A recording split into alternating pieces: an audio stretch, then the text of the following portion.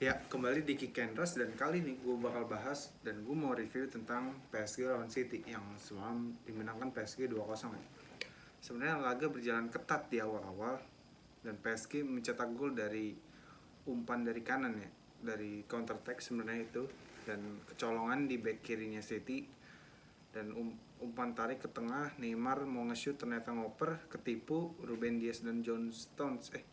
Siapa tuh pasangannya Ruben Dias, pokoknya itulah, lupa gue namanya, itu ketipu dan akhirnya Idrissa Gueye ya, finishingnya bagus banget ke pojok keras. Ruben Dias pun nggak menebak dan nggak menyangka tendangannya bisa ke pojok begitu. Ederson juga nggak bisa ngapa-ngapain dengan tendangan sekeras dan sepojok itu, dan 1-0 gitu. Dan setelah itu sebenarnya PSG bisa ngelawan, tapi PSG hampir 90 menit ya menurut gue, mungkin 60 menit itu main bertahan gitu dan counter attack. Dan tapi kan memang counter attack itu karena City juga kuat banget megang bolanya, dan City itu lemah karena finishingnya jelek, dan finishingnya itu jelek karena nggak punya striker murni. Striker murninya Gabjes, cuman Gabjes kan bukan finisher yang bagus ya menurut gue. Dia itu lebih ke striker yang skillful ya. Kalau striker yang mematikan itu kan kayak Aguero. Dan memang City juga menciptakan peluang-peluang yang berbahaya, dan yang gue heran kenapa Bernardo Silva nggak mencetak gol ya dengan situasi kayak gitu. Ya walaupun memang bola kaget gitu, tapi harusnya kalau lawan PSG, karena lu nggak dapet peluang banyak gitu ketika lawan tim besar, harusnya setengah peluang-peluang kecil kayak gitu harusnya lu bisa cetak gol menurut gue. Dan City membuang-buang peluang, dan memang sebenarnya yang gue lihat adalah Donnarumma bagus banget mainnya malam ini. Bukan soal save doang, tapi penempatan posisi dan catchingnya itu bagus. Momen dimana dia harus nepok, di momen dimana dia harus megang bola, itu bagus. Momentumnya itu yang gue suka dari Donnarumma, dan posturnya tinggi, jadi daya jangkau ke atas itu bagus.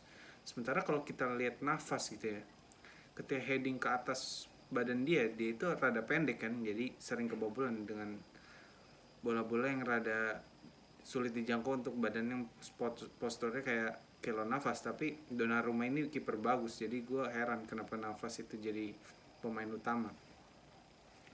Dan laga berjalan ketat, City menguasai lini tengah, dan PSG juga mainnya langsung counter kan. Memang tidak bisa dipungkiri bahwa tiga pemain depan ini kan bisa ngolah sendiri lah bolanya, tinggal ngasih ke depan, dan itu jadilah gol kedua gitu.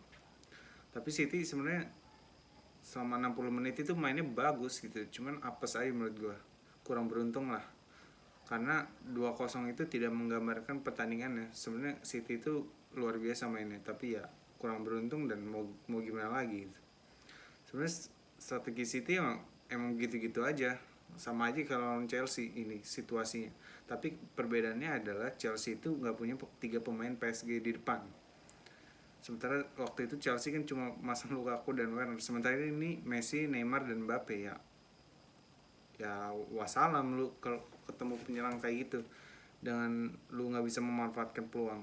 Ya City menurut gue ya kena batunya, ya bukan kena batunya, kesalahan bahwa City nggak beli striker di musim panas kemarin. Ya inilah akibatnya gitu. Walaupun menurut gue kalau Harry Kane nggak dapat, menurut gue harus cari yang lain karena bener-bener urgent gitu. Jadi kenapa lu beli Grealish gitu, yang gue bingung sih. Cuman ya bukan uang gue juga, dan mungkin udah ada strateginya, udah ada planningnya, cuman planningnya kurang masuk akal. Karena kalau kita lihat kebutuhan nggak cocok gitu datengin Grealish, lebih cocok menurut datangkan striker. Jadi ya kurang beruntung aja City. Dan PSG mainnya bagus ya untuk counter attack terutama, tapi PSG ini nggak mau ambil inisiatif juga, padahal defense-nya bagus di PSG ini bisa ngepres dan ambil bolanya, cuman lebih menunggu ya PSG. Jadi kurang seru menurut gue pertandingannya. Cuman harusnya kan bisa jual beli serangan kayak waktu PSG lawan Munchen di final Liga Champions, cuman PSG-nya nggak keluar menurut gue. Jadi ya sekian menurut gue, PSG menang ini akan menjadi sulit bagi City, tapi kalau ngeliat Leipzig dan klub Brugge, ya City dan PSG pasti lolos ya karena kualitas pemain dan strategi pelatih. Jadi sekian menurut gue, tetap saksikan Kickers.